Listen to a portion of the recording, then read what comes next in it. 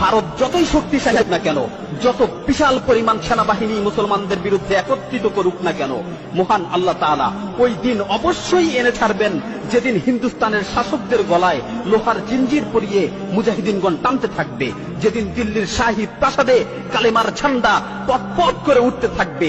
হে মোহাম্মদ বিন কাসিম ও তারেক বিন জিয়াদের উত্তরসূরিরা, সমগ্র বিশ্বের মুজাহিদিনরা জেগে উঠেছে, তাদের মাধ্যমে রাসূল সাল্লাল্লাহু আলাইহি ওয়াসাল্লামের ভবিষ্যৎবাণীগুলো আজকে বাস্তবায়িত হয়েছে।